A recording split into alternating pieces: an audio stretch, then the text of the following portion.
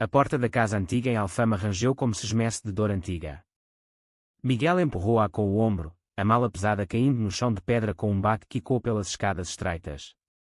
10 anos tinham passado desde que o pai o expulsara com palavras que ainda queimavam na memória: sai desta casa e nunca mais voltes enquanto fores esse erro da natureza.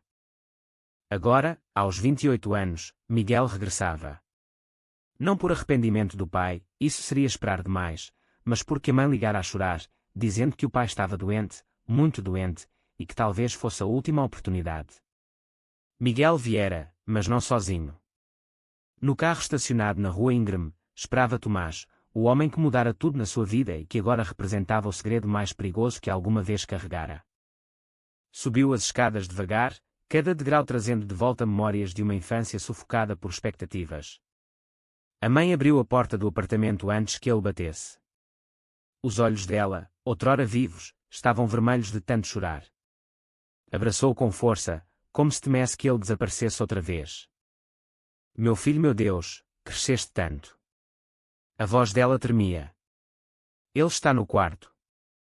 Não quer ver ninguém, mas eu disse-lhe que vinhas. Miguel sentiu o peito apertar. E ele respondeu o quê? A mãe baixou o olhar. Disse que preferia morrer a ver-te a cara. As palavras foram como uma faca antiga, enferrujada mas ainda cortante. Miguel engoliu em seco. Vim por ti, mãe. Não por ele. Ela apertou-lhe a mão. Entra. Vamos devagar. O apartamento cheirava ao mesmo, a cozida à portuguesa, a cera de chão, ao peso de silêncios acumulados.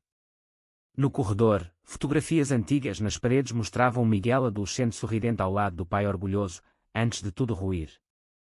Agora, essas imagens pareciam acusações mudas. A porta do quarto estava entreaberta. Miguel aproximou-se.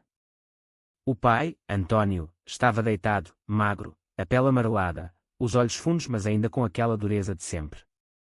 Quando viu o filho, o rosto contraiu-se numa careta de desprezo. Veio ver o velho morrer, foi. A voz rouca, mas carregada de veneno. Não preciso da tua piedade. Miguel ficou à porta, as mãos cerradas. Não vim por piedade. Vim porque a mãe pediu. Antônio virou a cara para a parede. Então vai embora. Não quero aqui aberrações. A palavra atingiu Miguel como um soco no estômago. 10 anos depois, continuava a doer da mesma forma. Virou-se para sair, mas a mãe segurou-lhe o braço. Por favor, fica um pouco. Pelo menos janta conosco. Miguel hesitou. Olhou para o telemóvel, uma mensagem de Tomás. Estou aqui embaixo. Tudo bem. Respondeu rápido, ainda não. Mas vou precisar de ti. A tarde arrastou-se em tensão. A mãe tentava manter conversa leve, falando dos vizinhos, do tempo, de tudo menos do elefante na sala. Antônio ficou no quarto, recusando comida. Miguel ajudou a pôr a mesa, os gestos automáticos, a mente longe. Quando o sol começou a pôr-se, tingindo as paredes de laranja, Miguel tomou uma decisão. Desceu as escadas correndo, abriu a porta do carro. Tomás olhou preocupado. Como foi? Pior do que esperava. Miguel respirou fundo. Quero que subas comigo. Tomás empalideceu. Tens a certeza? Não quero piorar as coisas. Já estão piores há 10 anos. Chegou a hora. Tomás segurou-lhe a mão um segundo, um gesto pequeno mas cheio de força. Então vamos. Subiram juntos. Quando a mãe abriu a porta e viu Tomás, franziu a testa, confusa. Quem é este, Miguel? Miguel engoliu em seco. Mãe, este é o Tomás. O meu namorado. O silêncio que se seguiu foi tão denso que parecia possível cortá-lo. A mãe levou a mão à boca, os olhos arregalados. Do quarto, ouviu-se um grito rouco de fúria. Que é isso? Trouxeste essa pouca vergonha para dentro de minha casa. Miguel sentiu Tomás enrijecer ao seu lado, mas não largou a mão dele. Pela primeira vez em 10 anos, enfrentava o pai de cabeça erguida. Sim, pai. Trouxe. Porque ele é a minha família agora. Antônio apareceu à porta do quarto, apoiado na bengala, o rosto vermelho de raiva. Saiam os dois. Não admito isto debaixo do meu teto. A mãe, entre lágrimas, tentou acalmar. Antônio, por favor, ele é o nosso filho. Esse aí não é meu filho. Meu filho morreu no dia em que escolheu ser isso. Miguel sentiu as lágrimas queimarem, mas não recuou. Eu nunca deixei de ser teu filho. Tu é que deixaste de ser meu pai. A discussão explodiu como uma tempestade longa tempo contida. Gritos, acusações, portas batidas. Tomás manteve-se calado, mas a presença dele era uma declaração silenciosa. Quando finalmente a mãe pediu a todos que se acalmassem para jantar, sentaram-se à mesa em silêncio mortal. Antônio não desceu. Comeu no quarto, sozinho. A noite caiu pesada sobre a Alfama. Miguel e Tomás ficaram no antigo quarto de Miguel, agora transformado em arrumos. Deitaram-se vestidos na cama estreita, sem tocar além de um abraço reconfortante. Desculpa ter-te arrastado para isto, murmurou Miguel. Tomás beijou-lhe a testa. Estou exatamente onde quero estar. Contigo. Lá fora, o fado de uma guitarra distante chorava pelas ruelas. Dentro, o coração de Miguel dividia-se entre o passado que o sufocava e o futuro que finalmente ousava viver. Na manhã seguinte, o sol entrou pelas persianas velhas, iluminando o pó que dançava no ar. Miguel acordou com o cheiro a café fresco. Tomás ainda dormia, o rosto sereno apesar de tudo. Miguel observou o momento, agradecendo em silêncio por aquela presença sólida. Desceu. A mãe estava na cozinha, os olhos inchados. Bom dia, disse ela baixinho. Bom dia. Miguel sentou-se. Como está ele? Passou mal a noite. Tossiu muito.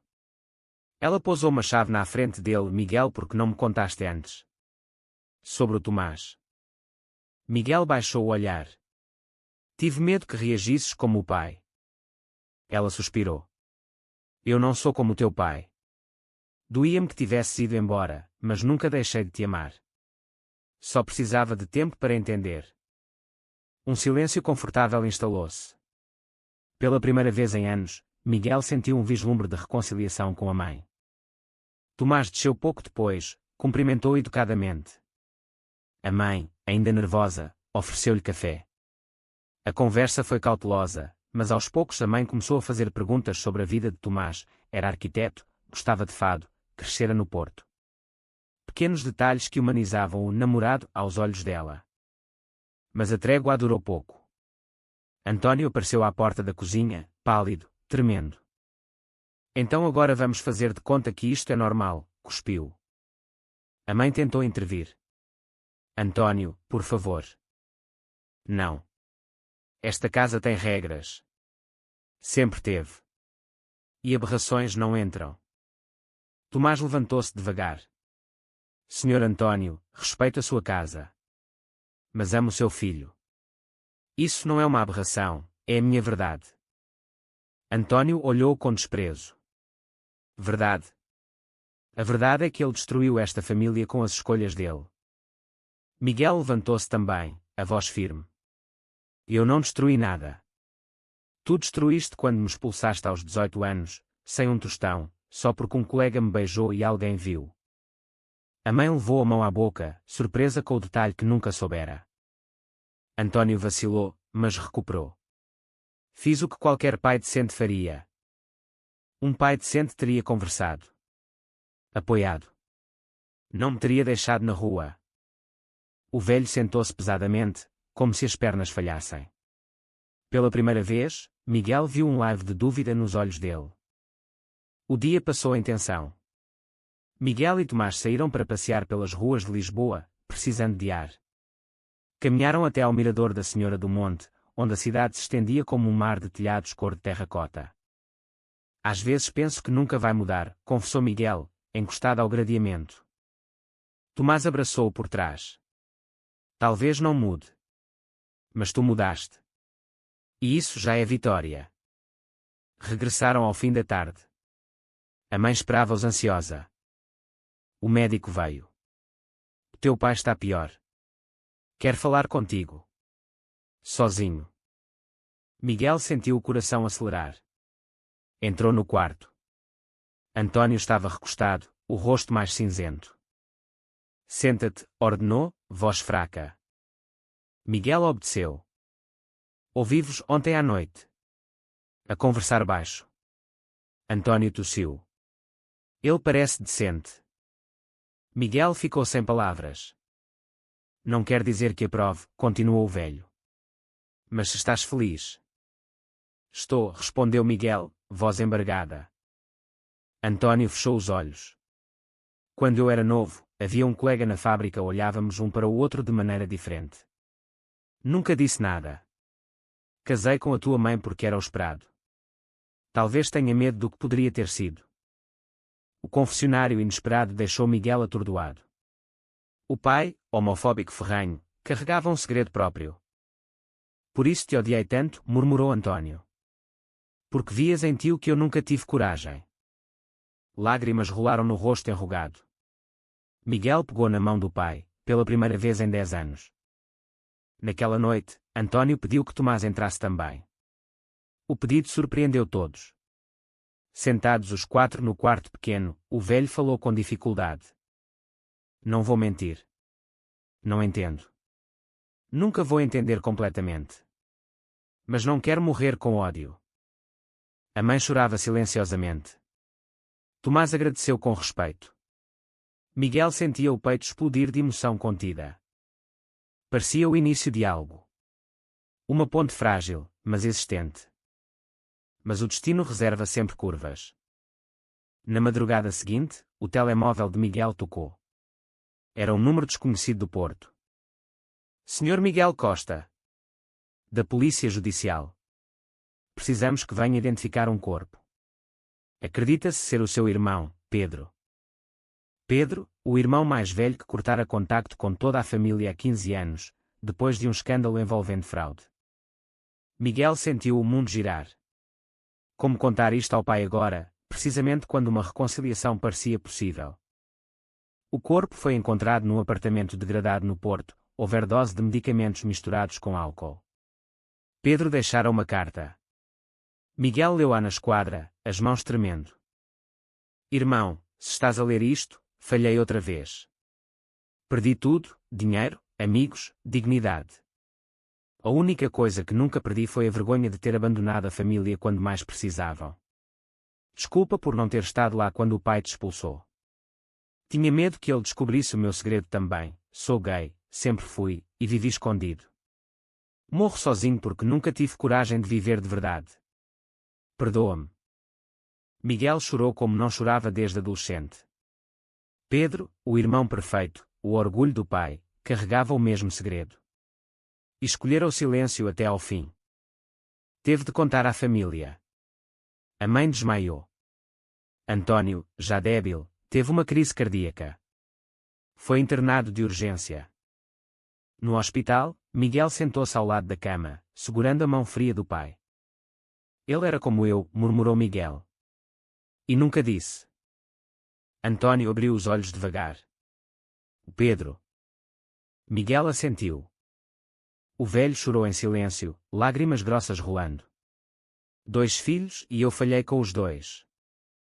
Não falhaste com ele por ser gay. Falhaste por não criar um espaço onde ele pudesse dizer a verdade. António apertou-lhe a mão com força surpreendente. Ajuda-me a não falhar mais. Dias difíceis seguiram-se. António estabilizou, mas a família estava em pedaços. O funeral de Pedro foi pequeno, apenas eles 3 e Tomás. No cemitério de Pliazur, sob um céu cinzento, Miguel leu a carta em voz alta. A mãe abraçou António, de cadeira de rodas, baixou a cabeça. De volta à casa, algo mudou. António pediu para ver fotografias antigas de Pedro. Riu-se e chorou recordando histórias. Pela primeira vez, falou abertamente sobre sentimentos. Uma tarde, pediu a Tomás que ficasse sozinho com ele. Quero pedir desculpa, disse o velho. Tratei-te mal. Não te conhecia. Tomás, emocionado, aceitou. Cuida dele, pediu António. Ele merece alguém que não fuja. Aos poucos, a casa em Alfama começou a respirar de novo. Tomás ajudava nas tarefas, cozinhava com a mãe, ouvia as histórias do pai. Miguel sentia-se em paz pela primeira vez. Mas o passado tem raízes profundas. Uma carta chegou, endereçada a António, com carimbo do Porto. Dentro, documentos antigos, Pedro deixara uma dívida enorme a agiotas. E estes agora reclamavam pagamento à família, ameaçando. Se não pagarem até ao fim do mês, dizia a carta, vamos cobrar de outra forma. António empalideceu. Isto é culpa minha. Sempre soube que ele andava metido em problemas, mas fechei os olhos. Miguel tomou a carta. Vamos resolver juntos. Tomás sugeriu contactar um advogado amigo. A mãe vendeu algumas joias de família. Mas o valor era alto demais. Numa noite de insônia, Miguel recebeu uma chamada anônima. Sei quem vocês são. Sei do Pedro. E sei do segredo do velho António. A voz era fria, masculina. Que quer? Perguntou Miguel. Dinheiro, claro. Mas também silêncio. Ou conta toda a gente o que o Sr. António fez nos anos 70. Miguel gelou. O quê? Pergunta ao seu pai sobre o José Maria, o colega da fábrica que desapareceu depois de uma discussão violenta. A chamada terminou. Miguel confrontou o pai na manhã seguinte. António, pálido, confessou entre lágrimas, nos anos 70, José Maria, o colega de quem gostava secretamente, declarara-se. Em pânico e raiva contra si mesmo, António agredira-o. José Maria caíra, batera com a cabeça, morrera. António e outros colegas encobriram como acidente de trabalho. Nunca foi investigado a fundo. Vivi com esse peso toda a vida, soluçou. Por isso odiava-me a mim. A revelação abalou Miguel. O pai homofóbico carregava culpa de um crime passional reprimido. Agora, alguém sabia. E usava isso para extorquir. A família estava outra vez à beira do abismo.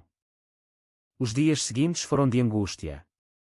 Cartas ameaçadoras chegavam quase diariamente. A polícia foi chamada, mas sem provas concretas, pouco podia fazer. Miguel e Tomás decidiram investigar por conta própria. Descobriram que o chantagista era um antigo colega de Pedro, Rui, que conhecera o segredo de António através de confissões bêbadas de Pedro. Rui exigia 100.000 euros. Valor impossível. António piorava com o stress. O coração fraco não aguentava. Uma noite, Miguel encontrou o pai no quarto, com uma pistola antiga na mão, recordação da guerra colonial. Vou acabar com isto, disse o velho, voz trêmula. Miguel tirou-lhe a arma com cuidado. Não. Vamos resolver de outra maneira. Tomás teve uma ideia, gravar uma confissão de Rui. Armaram uma cilada. Miguel marcou encontro num café deserto no bairro Alto, levando dinheiro falso. Rui apareceu, nervoso, olhos fugidios. Trouxeste o dinheiro. Miguel ligou o gravador no telemóvel escondido. Primeiro quero saber como descobriste tudo. Rui riu-se. O Pedro contou-me tudo antes de morrer. O velho matou um homem por amor proibido. Ironia deliciosa, não é? Gravei tudo, revelou Miguel, mostrando o telemóvel. Rui empalideceu, tentou fugir. Tomás, escondido, bloqueou a saída. Chegou a polícia, alertada previamente. Rui foi detido. A ameaça acabou. Mas o preço foi alto, o caso antigo foi reaberto. António teve de prestar declarações. A imprensa local farejou a história. Empresário reformado confessa crime de paixão de há 50 anos. A família foi exposta. Vizinhos apontavam. Telefonemas anónimos de ódio. António, humilhado, caiu em depressão profunda. Miguel e a mãe cuidavam dele dia e noite. Tomás tornou-se pilar indispensável. Uma tarde chuvosa, António chamou Miguel. Quero fazer uma coisa antes de morrer. Fala. Quero ir ao túmulo do José Maria. Pedir perdão. Miguel organizou tudo. Levaram António de cadeira de rodas ao cemitério dos Prazeres. Lá, perante a lápide esquecida, o velho falou em voz alta. José Maria, perdoa-me. Fui cobarde. Tive medo do que sentia. Matei-te por não suportar olhar-me ao espelho. Espero que encontres paz onde estiveres. Chorou como criança. Miguel abraçou-o. Na volta, António parecia mais leve, como se décadas de peso tivessem sido aliviadas. A justiça decidiu não acusar formalmente, prova insuficiente e prescrição, mas a confissão pública trouxe alguma paz à família de José Maria, que finalmente soube a verdade. A casa em Alfama voltou a respirar. António começou a melhorar lentamente. Pedia a Tomás que lhe contasse sobre a vida deles em Barcelona, onde Miguel e ele tinham vivido felizes até então. Ria-se com as histórias, perguntava pormenores. Uma noite, durante o jantar, António levantou o copo de água com mão trêmula. Quero fazer um brinde. A coragem que me faltou e que vocês tiveram. Os 4 brindaram. A mãe chorava de felicidade. Parecia o final feliz tão desejado. Mas o coração de António, enfraquecido por anos de ódio e culpa, não resistiu à emoção acumulada. Na madrugada seguinte, partiu serenamente enquanto dormia. O funeral de António foi maior do que esperavam. Vizinhos, antigos colegas, até familiares distantes apareceram. Muitos vinham por curiosidade, mas outros por respeito ao homem que, no fim, mostrara a redenção. Miguel fez o elogio fúnebre. Meu pai foi um homem complexo. Carregou ódio, culpa, medo. Mas nos últimos meses, escolheu amor. Escolheu perdoar e ser perdoado. Isso torna-o, para mim, um homem corajoso. A mãe, de negro, segurava a mão de Tomás como se fosse família. Após o enterro, regressaram à casa vazia. O silêncio era diferente agora, não opressivo, mas saudoso. A mãe decidiu vender o apartamento em Alfama. Era grande demais para ela sozinha, carregado de memórias pesadas. Miguel e Tomás ajudaram na mudança. Encontraram caixas antigas no sótão, cartas de Pedro nunca enviadas, fotografias de António jovem com José Maria, sorrisos cúmplices. A mãe guardou tudo com carinho. Vamos fazer um álbum. Para lembrar o bom. Decidiram mudar-se os 3 para uma casa pequena em Cascais, junto ao mar. Ar fresco, novo começo. Tomás recebeu proposta de trabalho em Lisboa. Aceitou. Miguel abriu um pequeno ateliê de design gráfico na cidade. A vida retomou ritmo calmo. Mas um ano depois, surpresa, a mãe anunciou que ia casar-se novamente. Com Laura, uma viúva amiga de longa data com quem descobrira, já tarde, um amor sereno. Miguel riu-se, emocionado. A família não para de crescer. O casamento foi simples, na praia de Cascais, ao pôr do sol. Miguel e Tomás foram padrinhos. Naquele dia, Miguel sentiu que tudo fechara um ciclo. À noite, caminhando na areia, Tomás parou. Miguel quer pedir-te uma coisa. Ajoelhou-se, tirando uma caixinha. Queres casar comigo?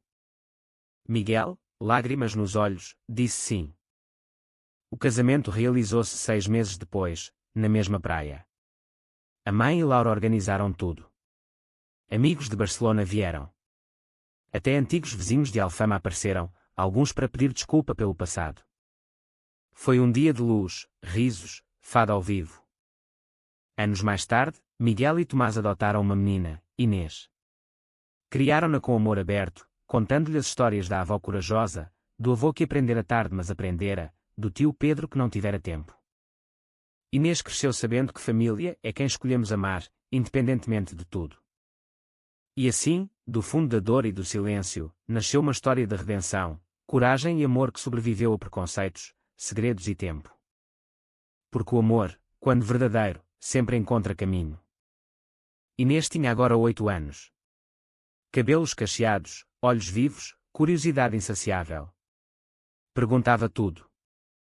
Papá Miguel, porque o avô António era tão zangado antigamente. Miguel sentava-a no colo, no jardim da casa em Cascais onde o mar cantava ao fundo. Porque tinha medo, filha. Medo do que sentia, medo do que os outros pensariam. Mas no fim aprendeu que o amor é mais forte que o medo. Inês sorria. Como o vosso amor, papá Tomás e teu. Exatamente. A mãe, agora a avó Maria, e Laura viviam na casa ao lado, portas sempre abertas. Jantares de família eram barulhentos, cheios de histórias, risos, fado na varanda. Miguel publicara um livro de memórias, anónimo primeiro, depois com nome verdadeiro. Tornou-se pequeno fenómeno nas comunidades LGBT portuguesas. Recebia cartas de jovens que encontravam coragem nas suas palavras. Tomás desenhava casas sustentáveis, projetos premiados. Juntos, criaram uma fundação pequena para apoiar jovens expulsos de casa por orientação sexual. Uma tarde, receberam visita inesperada, uma senhora idosa, acompanhada por um homem de meia-idade. Sou a irmã do José Maria, disse ela, voz trêmula. Li o teu livro. Queria agradecer. Finalmente soubemos a verdade. E soubemos que o teu pai no fim, fez as pazes. Miguel abraçou-a, choraram juntos. O homem, sobrinho de José Maria, trouxe uma fotografia antiga, António e José Maria jovens, braços nos ombros, sorrisos tímidos. Guarda, disse. Eles merecem ser lembrados como foram, dois homens que se gostavam, num tempo que não permitia. A fotografia foi colocada na parede da sala, ao lado das outras. Anos passaram. Inês cresceu, tornou-se ativista, estudou direito para defender direitos humanos. Numa entrevista televisiva, perguntaram-lhe o que aprendera com a família. Aprendi que ninguém nasce com ódio. O ódio é ensinado. Mas o amor é natural. E quando escolhemos amor, mudamos o mundo, nem que seja só o nosso pequeno mundo. Miguel e Tomás, já com cabelos grisalhos, assistiam de mãos dadas. Na varanda ao fim do dia, o sol mergulhava no Atlântico. Valeu a pena? Perguntou Tomás, como sempre fazia nestas horas. Miguel beijou-o suavemente. Cada dor, cada lágrima, cada luta. Valeu cada segundo. E assim, na luz dourada do entardecer português, a história que começara com rejeição e segredos terminava em plenitude, prova viva de que o amor, mesmo ferido, mesmo tardio, tem o poder de curar gerações. Porque no fim, o que fica é o que ousamos amar.